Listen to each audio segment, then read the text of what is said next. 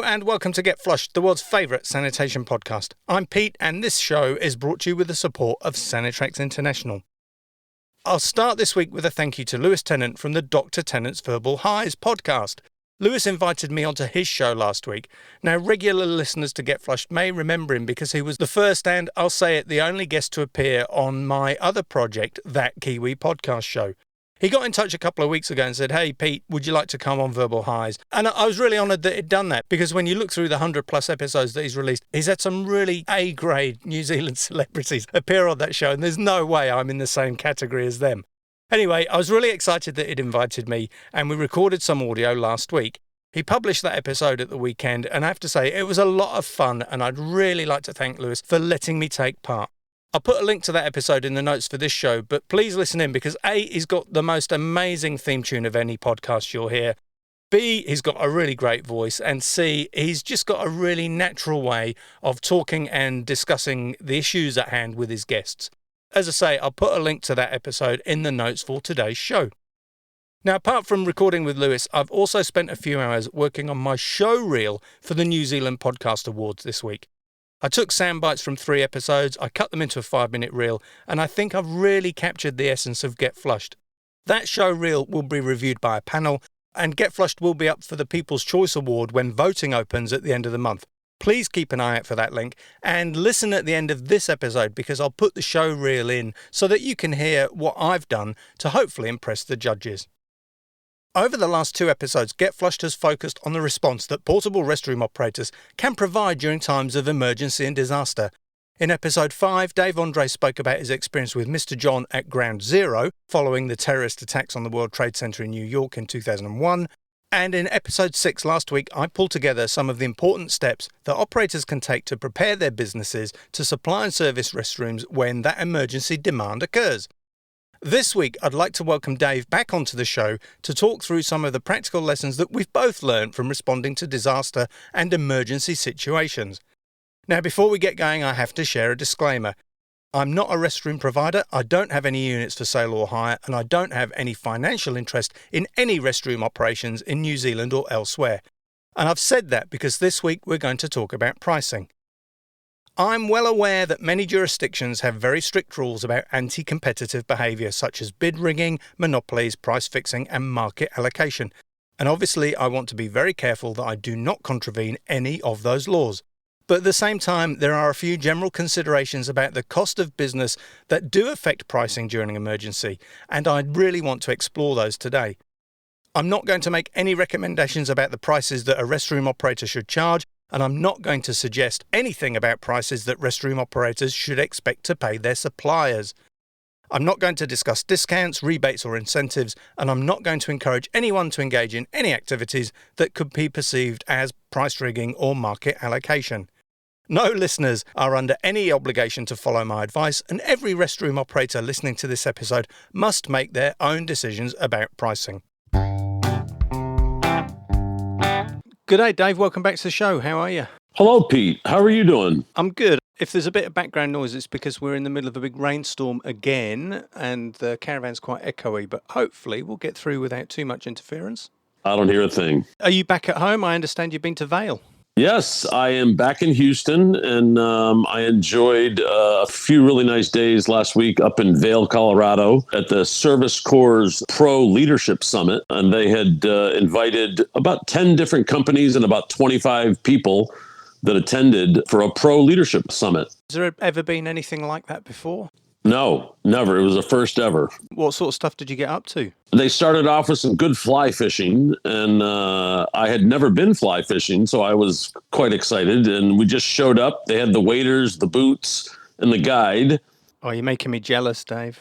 I caught my first rainbow trout. It was amazing. Did you keep it, or did it go back into the river? Yeah, back in the river. Everything was catch and release. Yeah, good man. I like that. So then the conference, was it seminar-based or presentations or a bit of everything? Wednesday afternoon, they then had 2 sessions. One was on culture and people. You know, how do you attract good people? How do you keep good people? With the heart of that being the culture of your business and how you take care of your employees, make them feel useful and wanted and appreciated. Really, really good couple-hour discussion on that. followed by the one that I led, which was about being ready for sudden surges of need for your inventory. So whether that's disaster response, crisis management, hurricane, COVID-19, and then how is that impacted by your supply chain strategy? So that was a really good discussion. And then we finished it up Thursday morning with a discussion on everything technology and what kind of technology are you using? What are the things that you're missing? It basically was a good 8-10 hours of amazing in-session discussions. And then, of course, lots of other side conversations, whether it was at dinner or cocktail hour or just out late at night. I've been in this business 30 years. It was the first time I think any conference like that had ever been held. And I would say to a person that was there, they got so much out of it and want to do it again. Well, hats off to Service Corps for putting that together. Some of the themes there will fit in really well with this episode, which, as you know, is a follow-up to your very successful 9/11 episode. I have to say that's become the most listened to episode in the podcast's history. Wow, that's amazing. I think that's probably because of the topic, not necessarily my contribution, but I was happy to participate in it. And being the guy that was on the ground, I was able to share some of what we did and some of the impact it had on our organization. And of course, on supporting the disaster and the recovery. Well, we've had some really heartfelt feedback on that. Some from emergency workers who said that they were very grateful that Mr. John supplied the restrooms. Others from casual listeners who've just said, please thank Dave for me for sharing that story. And I know you've had a few messages come through as well. You know, I don't seek any sort of credit. I was there. I responded. But so many pros across America during COVID and other hurricane disasters have all stepped up. There's a guy, Sean Petro, out of Ocean Springs, Mississippi, who's right now getting up at 3 or 4 in the morning, every morning, pumping out shower trailers and restroom trailers. And he's a small pro in Louisiana, but he stepped up and he got his trucks together. And he's doing just what I did for the Ida response. So I think the industry is blessed. I think the country is blessed. And I think this is true around the world, that portable restroom operators are the type of people that don't want a lot of credit. They'll stand up, they'll do whatever's necessary to get it done and to provide basically dignity for people, you know, using a clean bathroom. Well, hats off to Sean for doing that work. And as you say, I know he's not a very large operator by any means, but he's in the mix and he's providing that emergency response.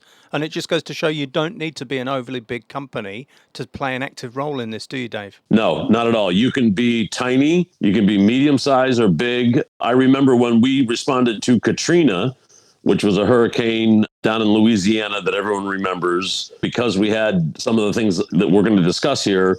But we were able to bring down 12 service trucks.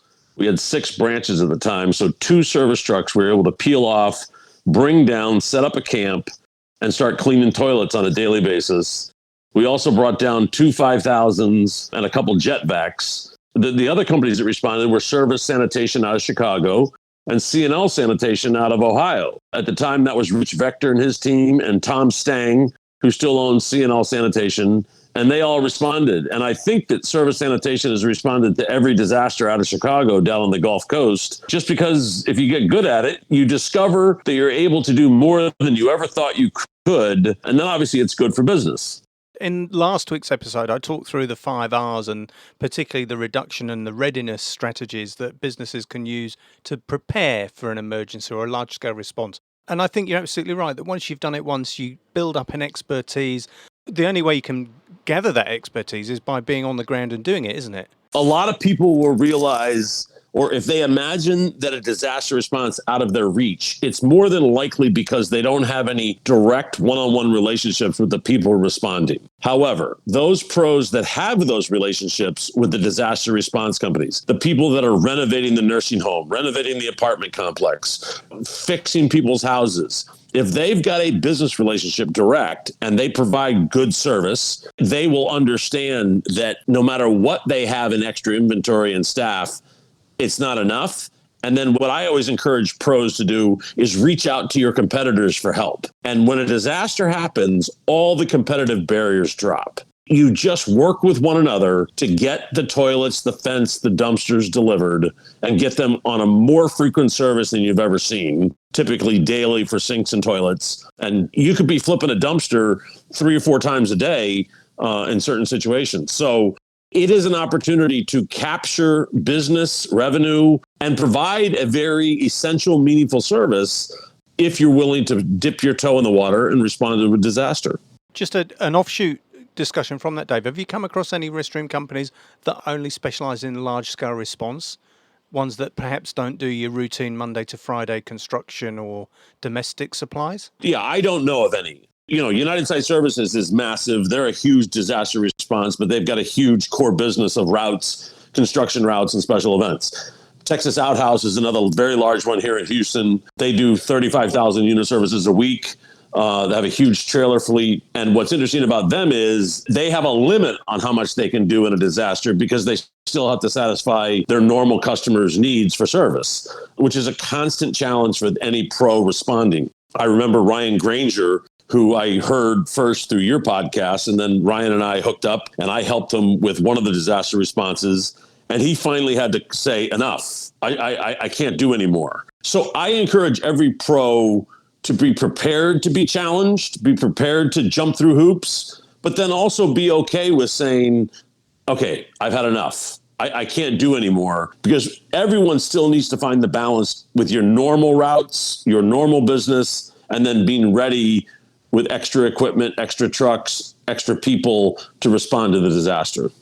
But no, I don't know of any company that just does disaster response. You're absolutely right on that. Be prepared to say no, Dave, because at some point the disaster response will be over. We've seen it, even after all these years at 9/11, at some point everyone will have done all of the work and they'll pack up and leave. Mm-hmm. And then if you've abandoned your core business, you've got to go back to the start and rebuild all of that. So if you can balance both of them, that would be a very prudent strategy for an operator to adopt. And I don't think you stop your normal business. You have to figure out a way to keep doing your normal business. And then however you're deciding to grow your business, you should have people on the bench. You should have extra toilets and sinks in your float. Like, what do I have available if I got a call for a special event this weekend? How many, either tens of toilets or hundreds of toilets, could I deliver for a weekend during a normal session? And your float is what you have available. Your extra trailers, your extra toilets, your extra sinks, your extra holding tanks. And that risk you took to have a few extras is actually what enables you to take advantage of when a disaster strikes. So if you think about COVID, anyone that thought they had too many sinks was wrong, because they still don't have enough sinks. Now sinks are the hottest thing since sliced bread, and they're usually on 2 and 3 times a week service. So those people with sinks, when COVID happened, they were able to respond and meet the demand. And then all of your suppliers will tell you that they've never sold as many sinks as they have since COVID started. The upswing in sinks, it's been an incredible ground shift in the way the industry's worked, really. Yeah, on industry shift, I think that without criticizing it, they have traditionally undervalued what the service is they're providing. So you have the normal situation where you've got a couple small pros that are just grabbing for the lowest price just to get the work. But the lowest price doesn't always let you support your team with good health insurance, good maintenance and repair, good health benefits, all that sort of stuff. The thing that happens in a disaster is that it's a supply and demand situation and the ability to deliver. And the people that are responding are under a time demand that they need to get things repaired, they need to get it taken care of, and the insurance companies are paying, or FEMA is paying, and the rates they're willing to pay are far greater than what we normally charge for what we do.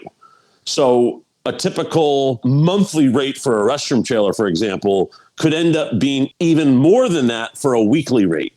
Now, it only lasts 2 or 3 weeks, but not having those bathrooms during those 2 or 3 weeks is what causes the demand to go through the roof. I remember when Ike and Gustav happened, I brought 84 shower trailers out of the Northeast down to the Houston market, Galveston, Houston, because they were needed. I mean, 84 shower trailers. That's a lot of shower trailers. And that was back in 08, 09. In today's market, there's probably 3 times as many shower trailers. But what's interesting is it's still not enough shower trailers. In an emergency response situation, the demand just goes up and up and up. Yeah. If you've got the materials and the assets on hand and you can deploy, then you'll definitely be in the mix because everybody needs it yesterday. The people haven't got time in emergencies to wait. They want it on site and available at the earliest opportunity because it's a crunch situation, isn't it? It is crunch time. And the other thing I would encourage all pros to consider is when you put toilets and sinks out, put them on daily service. Because how do you route a couple toilets on once a week, a couple toilets on twice a week, a couple toilets on 3 times a week? They all go on daily service because most toilets that get deployed, let's say 10 go to a site, they end up getting used by way more people than what the person sized it up for 10 for, because there aren't just bathrooms around. So people will stop and use the bathroom and they end up filling up. And then you get the request, oh, I need more service. So I encourage pros to go on daily service and do at least a 1 or 2 week minimum and then bill weekly thereafter. That was one of the biggest problems during the earthquakes here in New Zealand, that the toilets were delivered to site, but then not cleaned regularly enough. And I think that needs a real mind shift in the operator's mind and then in the FEMA or the emergency management people's mind to understand that the last thing you can afford during a serious incident like an earthquake or a flood is an outbreak of cholera or some other terrible disease caused by poor sanitation. But what I would tell you is it's actually simpler than that. What we allow, we teach. Just tell them we will put these on daily service with a 2 week minimum, and then it'll be weekly thereafter. And everybody you speak to will go, okay, send them. Because they're in the midst of a different side of the crisis. They just need bathrooms. That may be new to a pro to think like that, but you're actually offering the solution to the other problem you just mentioned. And so it leapfrogs the situation and is the right recommendation, daily service. Well, it is. And I remember talking to an emergency manager on the ground during the earthquakes who said to me, listen, these toilets are causing dramas that I'm too busy to deal with. Sort it out. So if the restroom operator takes the lead and puts them on daily service, that is no longer a drama or an issue for the emergency managers, is it? That's exactly the case. And I guess my comments here are more to educate pros that might not have ever experienced it. During COVID, I got a call from the Navy, a guy I had done a bunch of fleet weeks for back at Mr. John from 1997 to 06, and he couldn't find 275 sinks for the naval base. I called the person that I thought had the sinks. They said, Dave, that's crazy. These people don't realize it's 1 sink per 100 people. So they need to reevaluate what they need. Well, the spec actually said 1 sink for 150 sailors. They actually had considered it, and they still needed 275 sinks.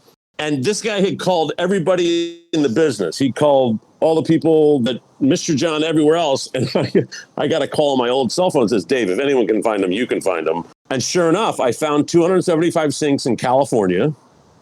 I had them ready to ship across to Virginia, Norfolk, Virginia. And then I ended up needing to get them serviced. Now, he decided to go with every other day service.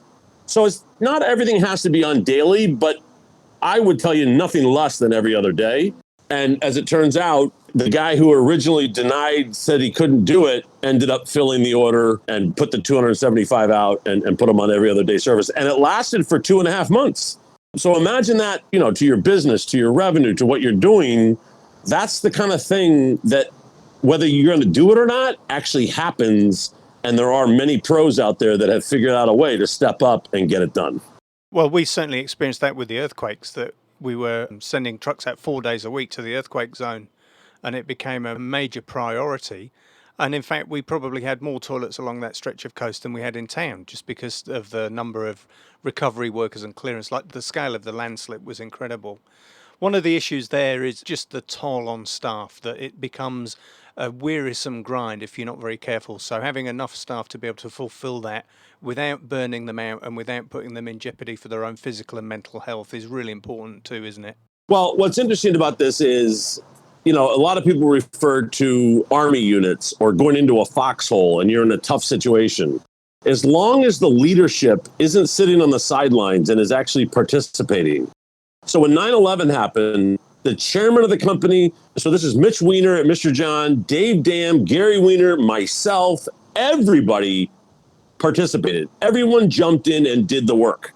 So as long as your organization is ready to do that. Now, what's interesting about that is it was like being in a foxhole together. So you actually get some invigoration. You get some camaraderie. You get some, my gosh, look what we're accomplishing.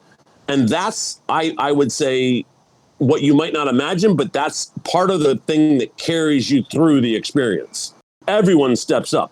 When we did Katrina, all the guys volunteered to go down. We asked for volunteers. And they all wanted to stay longer than 2 weeks because they were loving the overtime.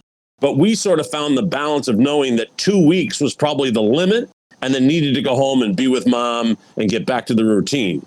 So we would put them on a 2 week on, 1 week off, and then come back for another 2 weeks. So you have to find the balance of your team, of your people, and also ask for people like what they want to do. Like, don't force anyone to do anything. Ask for the volunteers. And sometimes those volunteers that step up and go the extra mile, they bring the others along. And then as an overall team accomplishment, you just need to show tremendous appreciation, tremendous recognition. And of course, there's no driver that doesn't mind making some overtime. I made the point in last week's episode that it's really important to involve the admin team and the sales team in this, because it can become almost isolating for them if they're in the office and they're not involved and there's all this other drama and people perceive it as high action, really important stuff. Very important for me to involve everyone in the company and make sure that they all feel part of that combined effort. Without a doubt, Pete, that is gospel right there, what you just said. And those pros listening that have actually done this, they're doing exactly what you just said. And they're ready to step up next time when something else happens, because it is an invigorating thing to your organization. And you do discover that you can accomplish way more than what you ever thought you could do. I'll give you another example. When Obama got elected, C3 Presents came to town to set up all the inauguration festivities. And they put out a request for 8,000 portable toilets and 250 ADAs. I know for a fact that is the most toilets ever requested in America for anything. That's a crazy number of toilets, Dave. It is a crazy number of toilets. And I was, at the time, was a consultant to Don's Johns in Washington, D.C., and I was able to help them secure that contract. And they were like, how are we going to do this? I said, well, we've delivered 100 toilets. We've delivered 200 toilets. It's the same thing. You're just going to do it a whole bunch of times. Just scale, yeah. It's just scale. And then sure enough, they pulled it off. They had to rely upon some of their competitors for service, for delivery. And then I think we pulled toilets in from like 5 states away to make it happen. You actually stumble into another beneficial outcome here, which is you upskill your team for your future non-emergency work. So where you have your Christmas fairs or your state fair or ball games where you need to deploy in large numbers, the expertise that you develop, and that's a two-way street, because you can practice on those non-emergency events for the time when it's actually matters against the clock. There's a huge amount of tacit knowledge comes through there, and it builds up, and you just grow your future capacity through doing. Without a doubt. The other one that comes to mind in my time at Mr. John is when the U.S. Open, the golf U.S. Open with the USGA, came to Bethpage, the first public golf course where they held a U.S. Open. It was 600 plastics, 42 restroom trailers, 150 holding tanks, 200 sinks. And Mr. John and our team, we had a bunch of branches. We pulled that off without any other pros being involved. Now, obviously, that was after 9/11, so we had the momentum of knowing what we could do at 9/11. And we're like, yeah, let's do it. Then the USGA asked us to go to Chicago the next year to do it in between that and coming back to Shinnecock, which is on the east end of Long Island, which we got as well. And we took our entire crew to Chicago, and then we collaborated with Service Sanitation. There was like 16 toilets on 3 times a week service for like 8 weeks before the event started. So we had Service Sanitation handle that. And then we brought in another 600 plastics, all those restroom trailers, and we brought out our service drivers, and we actually did the event in Chicago. We probably couldn't have done that if we hadn't done 9/11 and the O2 U.S. Open. So everything you stretch yourself with is only going to strengthen you as you move forward to realize those dreams of the owner of being a bigger company. There's 2 elements in there. One is that the company builds up tacit knowledge. And the second is that tacit knowledge is actually held by individuals within the company. And that's sometimes a fine line, because my experience, certainly post-earthquakes, is that it took such a toll on many of the staff that they ended up moving on to other roles. So 2 years, 3 years after the event, most of the crew had left to go to other jobs. And I think that's possibly a pattern that you'll see quite often when large-scale incidents of that nature have occurred. I was the one that initiated and helped write the playbook at Mr. John began in 1997. It took us about 6 months to write it. But that playbook lives to this day at Mr. John. And so I encourage all pros, as a way to mitigate against what you just said, is that your business needs to be giving you more life, not sucking the life out of you. And that comes from systems and procedures and processes and standard operating procedures. Probably those people that moved on were overtaxed. They got overworked, rather than there being a support team of 3 people know how to do every job in the business. That way, if someone's sick, the job still gets done, and there's a team effort on how to do every function inside the business. I think you're right. I think that's probably a reflection of the fact that there weren't processes like that in place at the time, that all of the effort went into the emergency response. And it was only afterwards, when I sat back and analysed what had happened in some detail at my leisure, that those pieces started to fit together. So perhaps one of the lessons for this episode is that if companies can do that work now and be aware that this is likely to be a factor, they can take steps to make sure that those processes are in place before it happens. It applies to everything. How you write an order, how you turn in an order, how you take a customer complaint call, how you route, how you confirm all your work orders to make accurate billing happen. If you can control accurate billing, you have less time spent on inaccurate bills, which just suck the lifeblood out of a company because the bill's not right. So it's all integrated, it's all there. And I think a lot of pros get it in the business, they oversimplify the processes, and then they find out that they oversimplified it because all of a sudden someone quits or someone leaves and you're not getting the system done right. Nobody knows how it fits together. Yeah, I think a lot of companies would identify with that Billy Joe used to do this, that, or the other, and now all of a sudden he or she's not there and everyone's scratching their head trying to figure out how it works. Well, you can do all of that work in downtime to make sure that you are bulletproof. And the one thing that I know from those emergency situations is that they are incredibly chaotic, Dave, that it is very fast moving and very stressful. And if you've got some structure in place before it happens, that whole process becomes much easier to manage. I also think that it requires the owners and the managers and the leaders to constantly be open to what you can improve. Don't think you know it all. You need to constantly be reevaluating what you're doing, and is it working well? Is it producing the outcome we thought it would produce? And if it's not, then we need to change some of our behavior and some of our processes to make it better. And if you live in that sort of framework of mind, you'll be less daunted by a disaster and the mayhem that it creates, because it's actually a teacher. It actually can show you how to do things better. Are you looking to provide the very best in temporary or semi-permanent bathrooms for a large number of users? If you are, then you need to consider Sanitrax. Sanitrax International offers the world's finest vacuum flushing modular restroom system. The modules are easy to transport and they're quick to set up. They can be configured to any situation where a large number of people need access to toilets, showers or wash basins in a short space of time. And because the waste is vacuum flushed to the sewer, a holding tank or truck, Sanitrax modules are incredibly clean and hygienic. There's no splash, no smell and no equal. Please visit Sanitrax.com to learn more about Sanitrax restroom solutions. One thing I'd just like to go back into is pricing approaches, because you said earlier that pricing for emergency response is not the same as regular routine.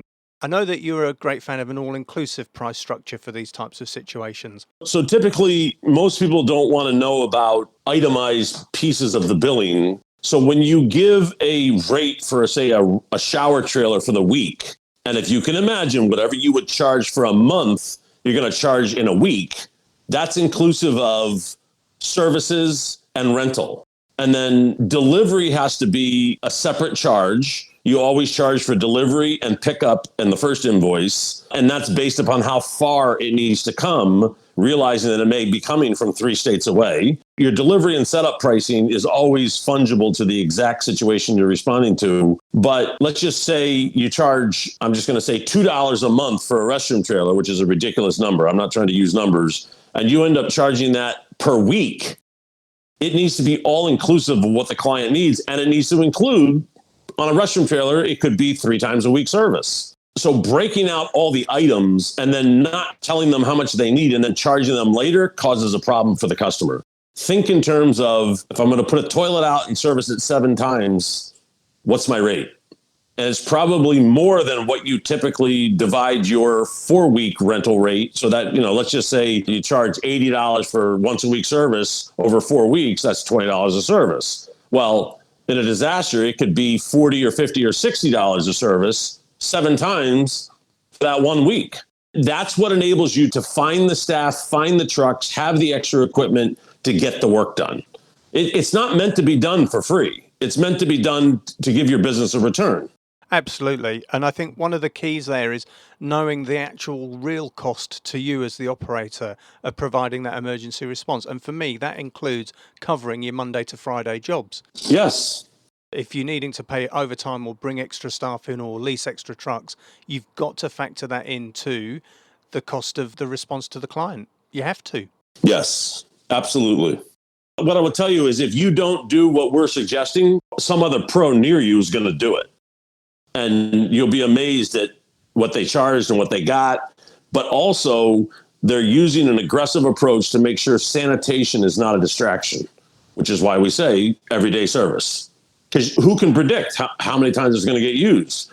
And who wants to go through the call of, well, the unit's full or it stinks or I need more service? That's just a distraction in the middle of a disaster. The other angle that I think is really important is keeping an eye on demand as it starts to reduce and peter out towards the end of the job. Because I've certainly seen a few operators maintain the same number of toilets and the same levels of service all the way through the job. And then the hiring client gets upset because they think they've been oversupplied. So it's really important to maintain those lines of communication for me, that you talk to the site manager or the scene manager or the recovery manager, and you actually work on a diminishing scale as appropriate for the scale of the response as it winds down. Absolutely. And that means you need to have boots on the ground. You need to have staff there checking in. United Rentals is known for this in the industry. And United Rentals is a $10 billion rental company. But one of the things that they're known for is helping their clients take their equipment off rent sooner. That's really important to do that. If you have that mentality, I only want you to have what we're providing you as long as you need it. And as soon as you don't need it, we're ready to pick it up. And if you come at it with that approach, you'll never get caught on the other side of taking advantage of a client because you left the units out there too long. Yeah, I think that's really important because, that people will realise that they're paying more for the units than they would if they're on a 20-week house build. Well, that's a legitimate charge because the nature of the job is completely different to a house build. And it's extraordinary and unexpected and it's sudden demand.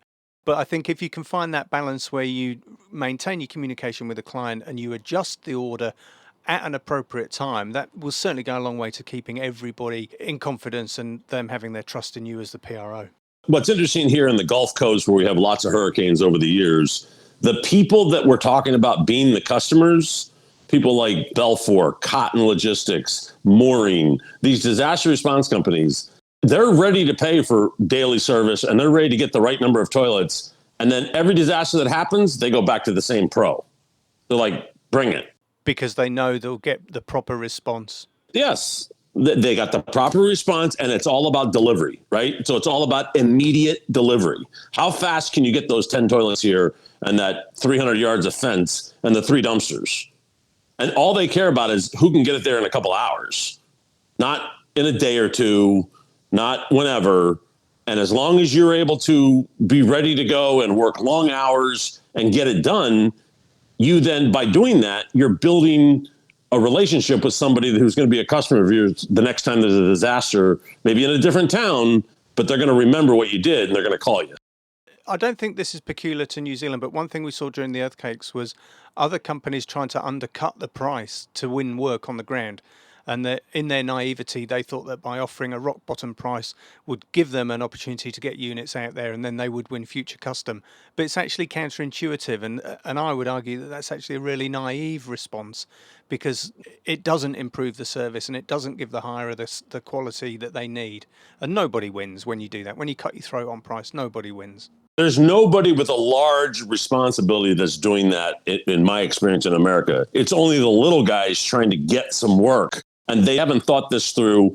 They haven't listened to this podcast. They haven't gotten counsel from others. They haven't done it before. And so the small-minded person thinks, oh, if I give a cheaper price, I'll get it.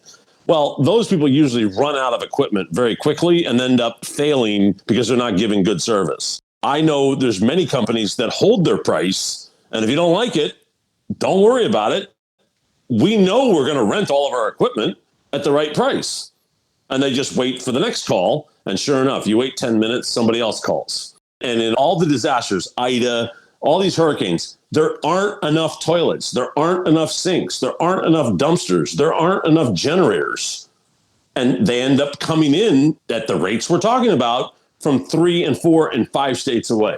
That reminded me of another anecdote I experienced, Dave, working for a national chain with regional depots. We'd have the same team at emergency management would ring different branches to try and play them all off against each other on price.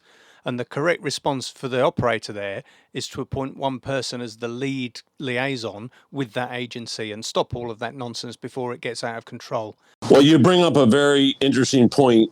There is one guy at United Site Services who I've dealt with for, 25 years at least, Rollin Kay.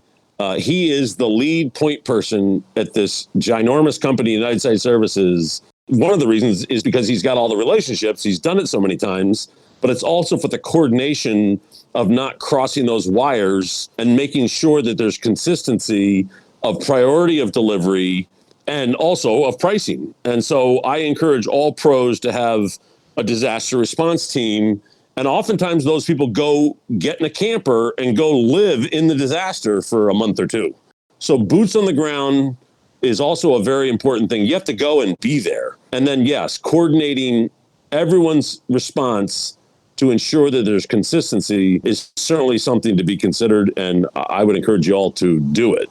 And it makes a lot of sense. And one of the things you'll see in those crunch situations is that the hirer will go beyond the normal local territory for gear. They will look far and wide because they'll get desperate. And if everybody else is competing for that equipment as well, then they'll cast their net even further, won't they? So that liaison is super important.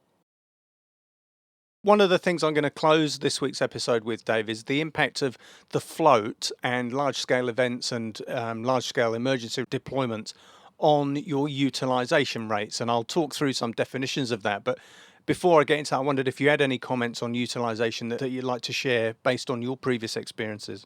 I was able to see your pre-show notes, and I think what you're going to cover in utilization is fantastic. But what I would tell you is the larger your float is with anything, sinks, toilets, anything you're renting, dumpsters, trailers, when you see the opportunity to provide an essential service at a properly priced rate during a disaster and how it impacts the return on your utilization, you can be assured that during a disaster, you're going to be at 100% utilization, over 100%. And that the returns that you get are going to encourage you to next time expand your fleet to even have more in the float so that you can be ready to respond with another 100, another 4 trailers, another 10 dumpsters. So utilization is also something that I encourage all pros to carefully consider and wrestle with, and really appreciate you covering it, Pete. I'm grateful that you've shared those insights, Dave. I will go through some definitions and some examples because for me, it's a simple yet a complicated and at the same time overlooked element of being a PRO, that utilization should be one of those key metrics. But quite often, in my experience, people don't know what they're measuring, or they measure the wrong thing, or they actually gather far too much information for it to be meaningful. So I'll share that when I do the wrap up and record the conclusion for today. And maybe we'll come back to it in a future episode as well. Well, so what's interesting about utilization is that most people don't have the data to analyze utilization. So I encourage all pros to have good software where you know your inventory, you know how many times it's been used, you know what you charge for it. And when you have those data points, those are the tools that allow you to analyze the utilization to understand the true nature of your business and how those assets are returning profit and revenue for your business. Is there anything else you want to add or share before we wrap up the call, Dave? We've been talking for 45 minutes. I know it's late evening in Houston. I don't want to ruin the rest of your night.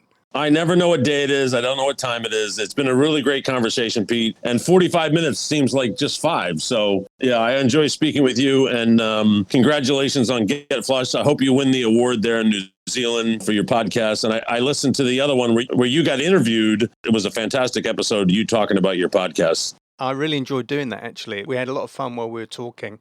For the podcast awards, after I was nominated, I got an email saying you need to submit a 5-minute show reel. And I'll play that just before the final outro music. I'll let listeners hear what I've put together. The aim of that was to try and capture the essence of the podcast in 5 minutes, which was, we're 60 plus episodes in now, so it's quite a mission to do that.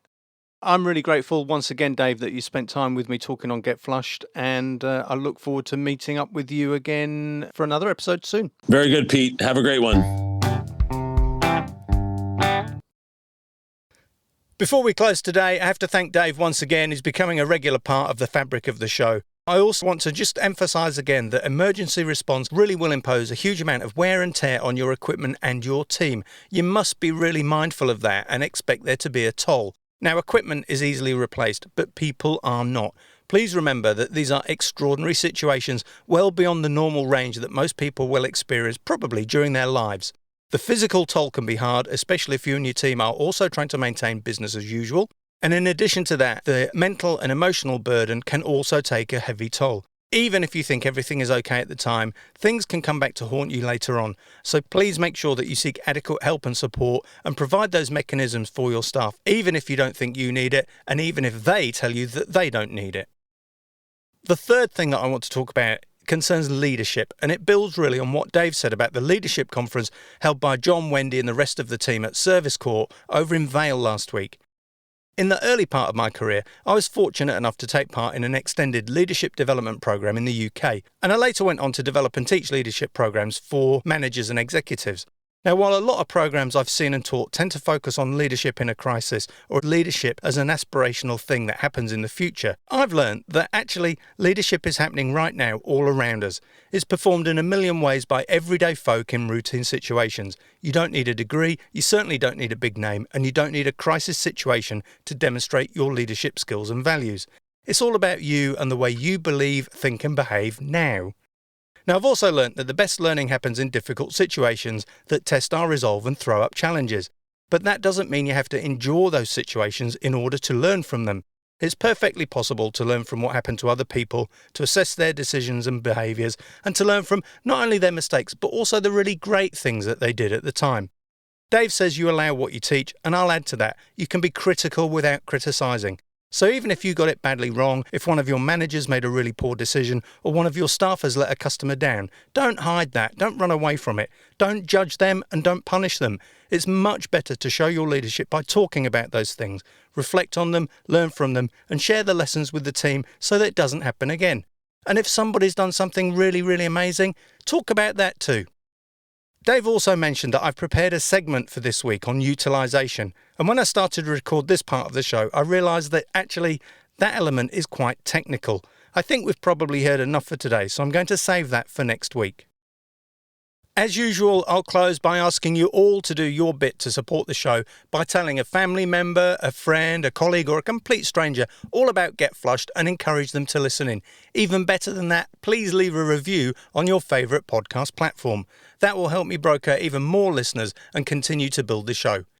If you'd like to make a financial contribution, visit our Patreon page, where a modest monthly donation will get you early access to episodes and other bonus material that's not available anywhere else, or use the PayPal button on our homepage at getflushed.online.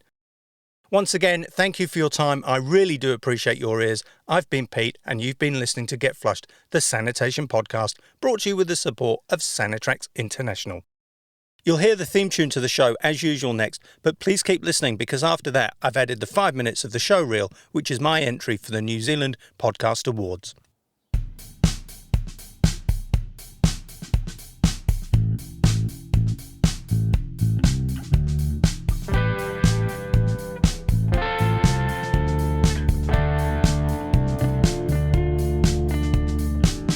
Hello and welcome to Get Flushed, the sanitation podcast. My name's Pete and I'll be your host.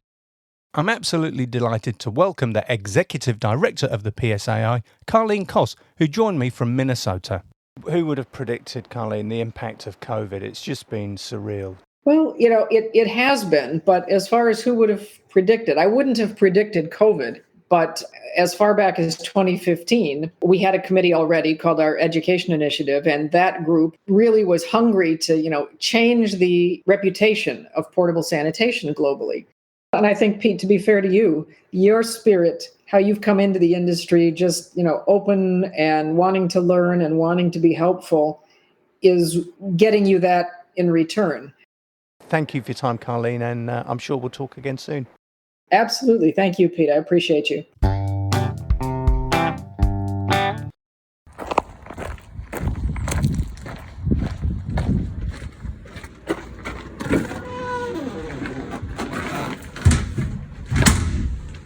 So I'm on site, I've opened the app on my phone, and I'll work through the 15 questions that I use to conduct an inspection. This one's nicely situated in a gravel car park. It's level and it doesn't move if I push it. Is the outside of the cabin clean? I'll be honest, it's not brilliant. There are a few muddy marks on the sides, there's lichen on the roof and spider webs on the hinges and vent. From experience, I'd say that the outside hasn't been cleaned in a while, maybe not since it left the yard. So that will be a no and a fail. Is there any damage or graffiti inside the cabin? This is essentially the same check as I did outside. A quick scan of the walls, the tank, the roof, the floor and the back of the door. I'll also check the seat and lid, the toilet roll holder and the sanitizer dispenser. Everything looks good, there's no damage and no graffiti, so that's another pass. Has the inside surfaces been washed? I have to say, this one's pretty dirty. There are cobwebs on the ceiling and vents, there's a layer of dust and dirt on the shelves and some muddy marks on the tank from people's feet. There's also a bit of dribble on the wall and the floor around the urinal, and it smells like a toilet. Now, I don't know when this unit was last cleaned, but experience tells me that the driver doesn't wash this unit when he or she comes to empty the tank, so I'm going to say no. When I see toilets in such a disgusting state, I think I'd like to visit the people who work there at home. I'd do that to see how clean their bathrooms are. I wonder what their mums would say if they left pee on the walls and floor, what their wives would say if they left poo smeared on the seat, what their sons and daughters would say if they found a used tampon squashed under the sink, or what they would say if their kids drew a big cock and balls or wrote "Jimmy is a fat" on the back of the bathroom door. I'm guessing they'd all blow a fuse, which makes me ask, if it's not acceptable at home, why does it happen in a portable restroom? American 11, are you trying to call? That audio captures the final moments before American Airlines Flight 11 hit the North Tower of the World Trade Center at 8:46 a.m. on Tuesday, 11th of September 2001. In the days, weeks and months that followed, a huge rescue and recovery operation took place at Ground Zero. My friend Dave Andres took a key role in the mission to supply and service restrooms for the first responders and recovery workers. He arrived on scene the next day, Wednesday the 12th of September, and he's agreed to share his story. We got a call that said the sheriff is going to meet you at your yard and they're going to escort you to Ground Zero. I was in the lead truck and we got escorted from Keesby, New Jersey down to Lower Manhattan and we started slinging toilets. We delivered these toilets and we would watch firemen and police officers and Port Authority people go into them and not come out, like well beyond the time you need. And we then discovered that they were so thankful for a place that was clean, dust-free, alone, and they could just decompress. So it's incredible, really, that you were involved from day one. And what's amazing is you have to be ready for any call at any time. You never know what the next call is going to be. And I can't thank you enough, Pete, for asking me to tell this story. I just feel like an old man because it's 20 years ago.